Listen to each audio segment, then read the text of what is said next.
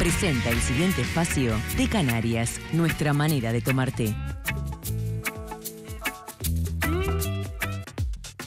Amigos, vamos ahora a seguir adelante, sin perjuicio que estaremos atentos a cualquier información que surja y que Magdalena Correa estará aportando a este equipo. Se celebró, se conmemoró, se visibilizó el próximo pasado 15 y allí estuvimos el día del EPOC. Y la neumología está a nuestra mano como para darnos una asesoría, para guiarnos un poquito y sobre todo para ayudarnos a en la etapa de la prevención. Así que le agradecemos especialmente a la doctora Victorina López, jefa de neumología de ACE en el Hospital Maciel, que esta tarde esté en vivo aquí en nuestro estudio. Bienvenida.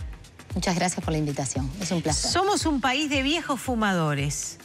Somos un país de viejos y somos un país de fumadores. Ahí está. Y de viejas.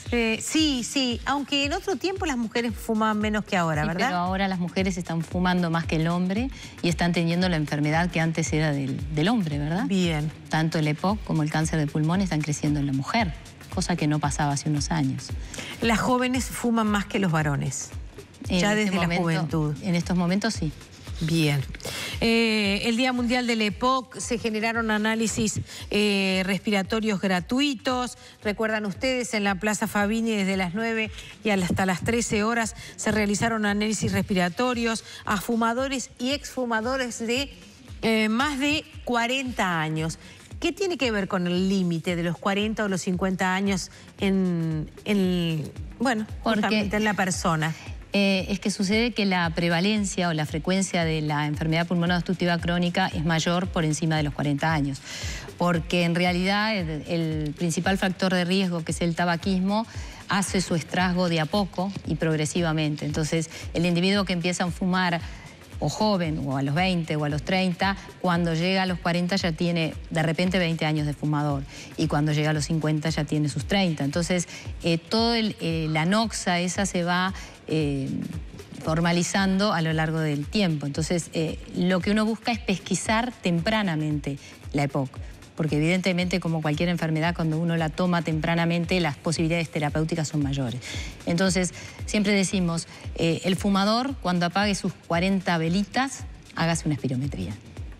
Vamos a ir a ese consejo y a profundizar. Yo decía siempre el EPOC. Ya acabo de escuchar a la doctora invitada que ella me dice la EPOC. De eso también tengo que saber un poquito más. Ahora vamos a compartir un consejo que Té Canarias tiene para hacernos en esta invitación. Entra en la fanpage de Té Canarias y no te pierdas los mejores momentos de charlas de Té Canarias. Este mes nos presenta Desafíos Actuales, Vísteme Despacio, que estoy apurado, a cargo de la licenciada Silvana Sotolano. Una charla imperdible que aborda un problema que vivimos día a día, cuando la inmediatez y multitarea afecta nuestra salud emocional, genera estrés y una hiperexigencia hacia nosotros mismos y los demás. No te la pierdas. Canarias, nuestra manera de tomar té. Doctora, estoy pensando, viendo la definición de EPOC, enfermedad progresiva que causa dificultades para respirar, que la principal causa es el consumo de cigarrillos, ¿verdad? Pero también puede ser producto de otros irritantes a nivel de pulmón, como el aire contaminado, los vapores químicos o el polvo. Casi que no tenemos dónde protegernos, ¿verdad? En realidad el ambiente laboral es complicado a veces y por eso hay controles en los ambientes laborales, hay medidas de protección, pero hay leyes que obligan al control de la función pulmonar cada 2 años en individuos expuestos a polvos o a gases. Bueno, y el aire ambiente que respiramos es un problema. Hay muchos países que ya están limitando enormemente la circulación de vehículos. Hay países donde los vehículos circulan por pares o impares, ¿verdad? O sea que hay todo un movimiento a nivel mundial en proteger el aire puro, ¿verdad? De alguna manera vivir en esta ciudad, a los montevideanos, la ciudad de todos los vientos nos viene ayudando un poco. Más o menos, porque hay muchas alergias en nuestra ciudad. Es cierto. Hay muchos individuos con enfermedades respiratorias que cuando se van al exterior mejoran sus enfermedades respiratorias. O sea que evidentemente hay polutantes, hay irritantes que no son buenos en nuestro aire. Y de hecho la prevalencia en estudios epidemiológicos en Montevideo, en la ciudad de Montevideo, de EPOC, es mayor que en Santiago de Chile y en México, cuando uno piensa que son ciudades más poluidas. Pero hay algo más que la polución ambiental. Estamos hablando de 2 ciudades que tienen smog. Sí, pero nosotros tenemos más prevalencia que ellos. También fumábamos más en ese momento de los 2 estudios epidemiológicos. Bien. Fumábamos más de un 28% en el 2001 y en 2003 y en el 2008 un 21% de fumadores mayores de 40 años. Ha bajado, es cierto, y ha bajado más en hombres, pero la mujer se mantiene ahí y las mujeres somos más que los hombres en nuestro país y nuestra población está envejecida. Entonces tenemos muchos años de exposición y tenemos entonces mayor prevalencia. ¿En esto entra el fumador pasivo también? El fumador pasivo entra, pero seguramente corriendo de atrás al fumador activo, ¿verdad? Porque la persona que inhala dentro de su propio cigarrillo produce una serie de partículas que ingresan al pulmón, irritan el pulmón y las vías aéreas, generan una inflamación y eso es lo que trae la enfermedad pulmonar obstructiva crónica. Modificaciones en las glándulas de los bronquios, modificaciones en el parénquima del pulmón que produce obstrucción de la vía aérea, eso es la EPOC, y esa obstrucción hace que el individuo tenga síntomas y los síntomas van a ser tos, expectoración y falta de aire. Y uno piensa, son 3 síntomas nomás, parece tan sencillo un fumador que tenga 3 síntomas, ¿por qué no consulta? Y el fumador piensa que es normal y no es normal ni tener tos y expectoración ni tener falta de aire. Y a veces uno le dice, ¿y usted tiene falta de aire? No, pero usted si sube una escalera, ahí sí me falta el aire. Eso fue uno de los que pesquisamos en la carpa del 15. A ver. Un señor que yo le digo, señor, ¿usted tiene falta de aire? No, no. Pero si usted camina, no. ¿Y si sube escalera? Sí. ¿Y si corre un ómnibus? Me fatigo mucho. Obstrucción. Le hicimos la espirometría y tiene obstrucción. O sea, y ahí en la carpa lo que hacemos es un consejo médico y lo derivamos a su sistema de salud. Ese señor ya había dejado de fumar, pero para ver cuál es el tratamiento que siempre debe ser personalizado. Bien, siempre debe ser personalizado. Doctora, la gente que usted dice cumple 40 años y debe apagar las velitas hoy y hacerse la espirometría mañana, ¿qué busca ahí? ¿En la espirometría? Sí. La espirometría es una maniobra expiratoria, como dice, de expulsar el aire forzada y con velocidad. Cuando una tubería está tapada, el aire sale más despacio o más lento. Bueno, entonces cuando el individuo tiene los bronquios obstruidos, sopla con menos velocidad y eso uno lo compara con lo que tendría que soplar a su edad, sexo y demás, y altura. Entonces, el individuo con obstrucción bronquial tiene valores más bajos en la espirometría, que pueden ser una obstrucción leve, moderada o severa. Y de acuerdo a eso es hacia donde vamos en las medidas terapéuticas. Bien. Nada de esto uno le parece que le va a venir cuando es joven y... Hay EPOC a menos de 40 años. ¿Ah, sí? Tengo otra anécdota de la carpa. Cuénteme, esa carpa lo que ha dado, Una señora de 39 años. Sí. Que viene la enfermera. La carpa primero lo recibía a la enfermera, lo pesaba, lo medía, le tomaba la edad, le preguntaba la edad y si fumaba, y hay un par de preguntas más, de síntomas. Entonces la señora dijo, tengo 39. Y la enfermera dijo, no señora, es para 40 y más.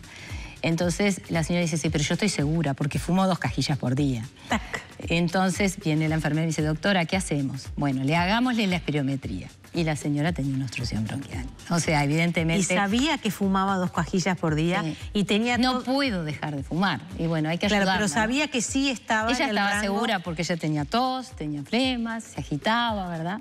Entonces, claro, no llegaba a los 40. Pero hay época a los 35. Como sabemos que hay cáncer de pulmón a los 35, lamentablemente, porque todo esto va por la genética. A ver. Sí, 2 fumadores fuman lo mismo. Uno hace la EPOC y el otro no. O sea, hay genes protectores y hay genes favorecedores de todas las enfermedades. Aún no sabemos exactamente cuáles. Se están descubriendo una cantidad de genes, se están conociendo una cantidad de mediadores y de factores, pero en realidad hay algunos individuos a los que le hace mucho peor que a otros. Y entonces empiezan antes. Lo importante es poderlos pesquisar a tiempo. ¿Y usted trata pacientes que siguen fumando? Sí. Cuando era joven no, pero ahora... Cuénteme un poquito. Y claro, cuando uno es joven le parece que ¿por qué? que deje de fumar. Y uno sabe que hay individuos a los cuales, y eso también es genético, hay individuos a los cuales le cuesta muchísimo dejar de fumar y hay individuos que dicen no fumo nunca más, dejan la cajilla y no fuman nunca más. Entonces hay que ayudarlos. Y a veces hay un intento, hay otro y de repente en uno hacemos el clic y logramos que esa persona deje de fumar. Bien. Hay que cuando insistir a veces. ya está, sí, claro, entiendo perfectamente lo que usted plantea y es más, lo comparto, pero... Igual les explico, que es, imagínense que tiene una herida en la mano y usted además le pasa ácido. ¿Qué pasa? Se empeora. Usted fuma, tiene los bronquios irritados, les está pasando ácido. Y la persona lo entiende y entonces un poco a veces logramos hablar un mismo lenguaje, ¿no? Bien, pero usted está dispuesta a acompañar si caen y si se levantan, y si caen y si se levantan. Bueno, quizá, digo, esa es parte del sistema de salud, ¿verdad? Bien. Usted sabe que en todos los sistemas de salud público y privado hay una obligatoriedad que vino de la ley de que haya policlínicas de cesación de tabaquismo. Y las hay. Y no son muy exitosas muchas veces. O sea, yo ahora no estoy directamente haciendo la policlínica de cesación, pero cuando estaba a cargo de la policlínica de cesación, un tercio, un tercio y un tercio. Entonces había un tercio que dejaba de fumar, había un tercio que lo lograba y recaía, y había un tercio que no lográbamos. O sea, no es fácil dejar de fumar. Por eso las personas tienen que saber que tienen que seguir intentándolo. Y que es muy importante, porque a cualquier edad que se deje de fumar, mejoran los síntomas y es posible incluso detener la progresión, que uno dice es progresiva, pero no. Hay individuos en que dejan de fumar y mejoran la función. Hay otros que quedan igual y hay otros, un subgrupo que sigue empeorando, porque es, como le decía hoy, la genética. Claro. O sea que siempre suma dejar de fumar. Muchísimo. Aunque la enfermedad ya esté declarada o aunque la persona al revés tenga, por ejemplo, muchos años y no tenga ningún síntoma de la enfermedad y diga, bueno, yo me voy a salvar porque si hasta ahora no empecé, ya no voy a empezar y puedo seguir con lo mío. Nada de eso sirve. Hay estudios que muestran claramente que el fumador que deja de fumar a los 30 mantiene la función como si nunca hubiera fumado. El que deja de fumar a los 40 cae un poquito más rápido la función y de los 50, 60, ahí cae más aceleradamente. O sea que dejar de fumar antes de los 30 es maravilloso y hacerlo a los 40, cuando se soplan las 40 velitas, es casi tan maravilloso.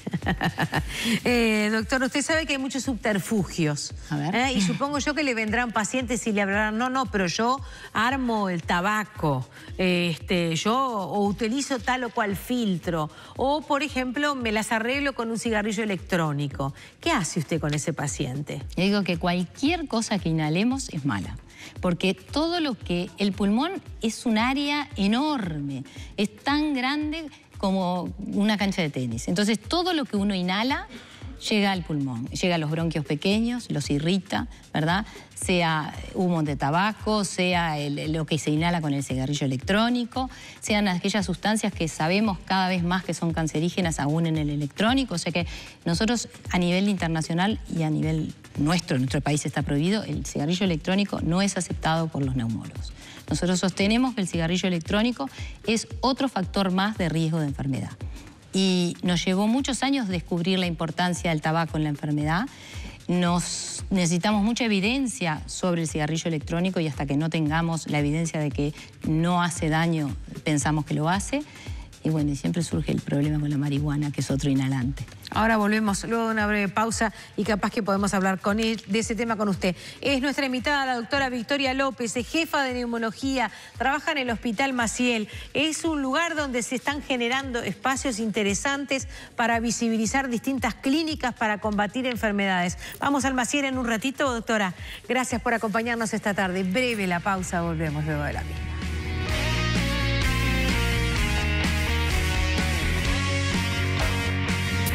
Presentó Té Canarias, nuestra manera de tomar té.